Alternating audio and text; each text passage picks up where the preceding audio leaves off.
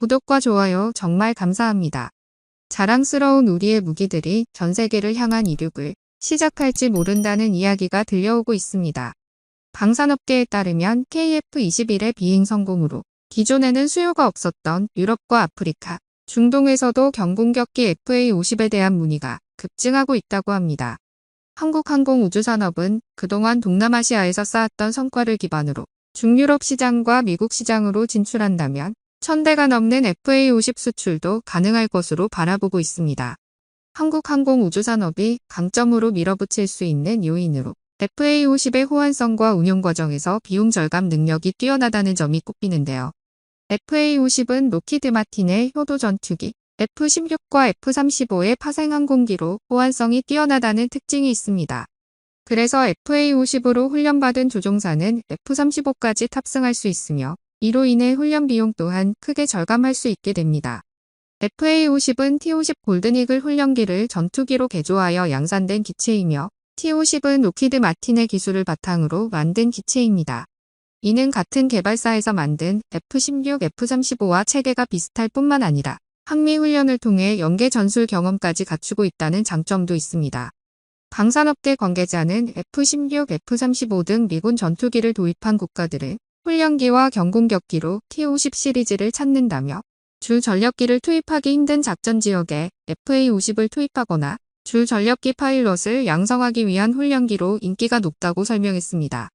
그래서 FA-50의 높은 인기로 현재 KF-21 전투기에 대한 문의 역시 급증하고 있다고 합니다.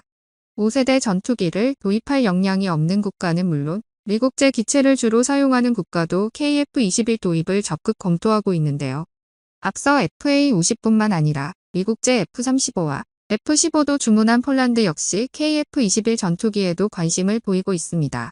폴란드 부총리 겸 국방부 장관은 현지 언론 인터뷰에서 한국의 KF-21 전투기도 주시하고 있다고 밝힌 적이 있을 정도로 KF-21 전투기에 진심을 보이고 있습니다. 이를 위해 우리나라는 중장기적으로 폴란드 공군이 FA-50을 활용할 수 있도록 국제비행훈련학교 설립 및 운영을 추진하여 KF-21 전투기 또한 유럽 수출로 이어질 활로를 모색하고 있습니다. 또한 FA-50 운용 경험이 있는 필리핀도 KF-21에 눈독을 들이고 있죠. 현재 세계 각국에서 최근 FA-50에 관심을 두는 이유는 이런 운영 효율성뿐만 아니라 KF-21의 비행 성공으로 한국항공우주산업의 전투기 제조 경쟁력이 높게 평가되기 때문으로 분석됩니다. KF-21은 스텔스 성능도 갖췄을 뿐만 아니라 최신 A사 레이더, 항전 장비 등을 갖고 있어 미국이 보유한 최신 전투기인 5세대 전투기에 버금갈 만한 4.5세대 전투기로 여겨집니다. 또한 KF-21이 한국산은 물론 다양한 해외 미사일과 호환을 할 수 있어 다양한 무장을 할 수 있다는 점도 강점입니다. 그래서일까요? 최근 한국을 방한한 나토 사무총장 입에서 KF-21 전투기에 대한 언급이 있었다고 합니다. 나토 국제 표준이 될 만한 전투기에 관한 이야기가 오갔다고 하는데요. 현재 젤렌스키 우크라이나 대통령이 유럽을 찾아 전투기 지원을 재차 호소했지만 해당 국가들은 망설이는 모습을 보였습니다. 해외 매체 뉴스위크는 북대서양 조약기구 나토 전투기가 우크라이나에 전달되기 힘든 몇 가지 걸림돌에 대해 설명했는데요.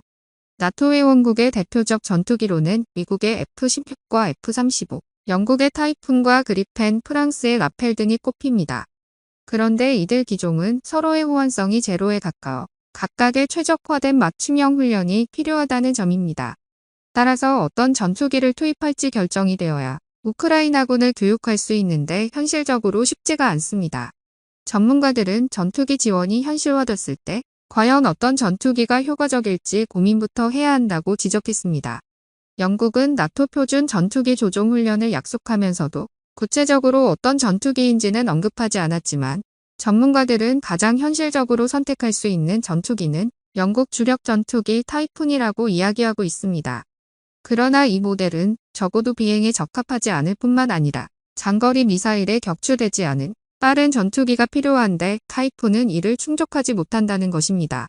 이 밖에도 타이푼은 반듯한 활주로도 필요하지만 우크라이나는 이를 충족시키지 못하는 현실입니다. 그래서 영국은 우크라이나 전투기 지원 요청에 몇 년은 걸릴 것이라면서 한 발 뒤로 물러서는 모습을 보이고 있습니다. 그렇다고 최신의 전투기를 선택하기에도 골치가 아픈데요.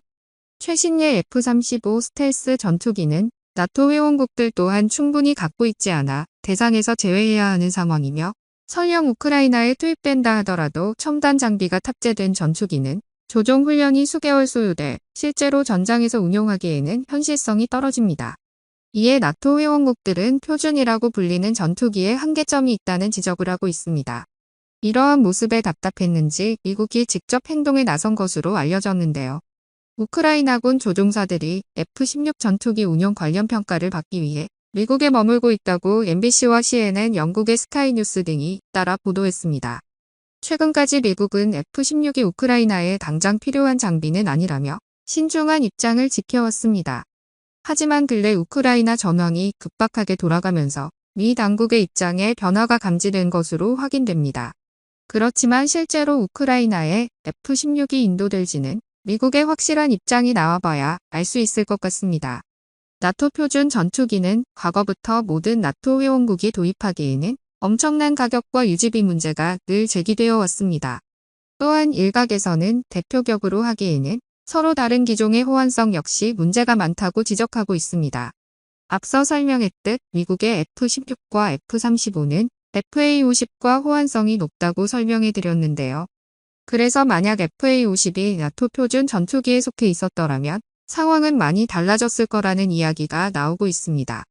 유럽 유명 군사매체 디펜스 뉴스에서 나토 사무국장의 발언을 토대로 FA-50의 나토 표준 전투기 가능성을 시사했습니다. 현재 한국은 나토 회원국은 아니지만 지금까지 긴밀한 협의를 함께하고 있는 나라라고 소개하며 한국의 FA-50 수출 사례를 소개로 이야기를 시작했는데요. 한국의 FA-50은 미국 전투기와 높은 호환성을 자랑하고 있으며 특히 한국이 만들고 있는 5세대급 KF-21 전투기와도 높은 연관성을 가지고 있다고 설명하였습니다. 특히 폴란드의 국제비행훈련학교 설립이 추진 중이라서 유럽 내에서 한국 전투기들이 자리를 잡게 된다면 나토 회원국들의 국방력을 끌어올릴 수 있다고 주장하였습니다. 또한 비싼 도입비와 유지비로 고통을 받을 일도 현저히 줄어들게 될 것이라며 나토 표준 전투기의 현실적인 방안으로 손꼽히고 있다 설명하였습니다. 이처럼 러시아와 우크라이나 전쟁으로 인접 유럽 국가를 중심으로 공군력을 강화해야 한다는 분위기가 국제사회에서 퍼지고 있어 한국 전투기를 향한 관심은 더욱 높아질 것으로 보입니다. FA-50과 KF-21 전투기는 한국 항공우주산업의 기술력과 경험을 총망라한 대한민국 방위산업의 대표적인 성과 중 하나입니다. 앞으로도 한국의 방위산업은 전 세계에서 자랑스럽게 빛날 것입니다. 여러분의 생각은 어떠신가요? 댓글로 남겨주세요. 오늘 영상은 여기까지입니다. 끝까지 시청해주셔서 감사합니다.